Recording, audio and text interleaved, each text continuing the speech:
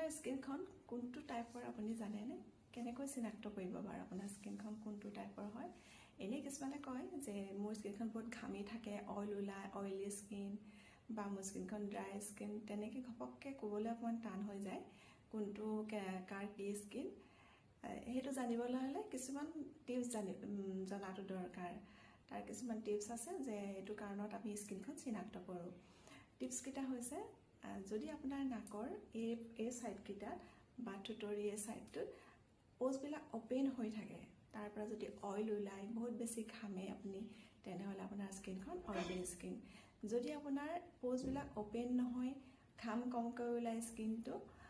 তেনেহ'লে oil produce নহয় তেনেহ'লে আপোনাৰ স্কিনটো ড্ৰাই স্কিন যদি আপোনাৰ স্কিনখন বহুত বেছি পাতল ৰেডনেছ দেখা পোৱা যায় ৰ'দলৈ গ'লে স্কিনখন ৰেড হৈ যায় বা যিকোনো ক্ৰীম লগালে অলপ প্ৰব্লেম দেখা দিয়ে তেনেহ'লে আপোনাৰ স্কিনখন চেনচিটিভ স্কিন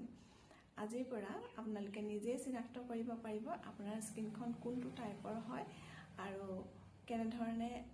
আপুনি কি ইউজ কৰিব আপুনি নিজে ট্ৰাই কৰিব পাৰিব কোনটো স্কিনত কি ইউজ কৰিব লাগে নিজে ট্ৰাই কৰিব পাৰিব থেংক ইউ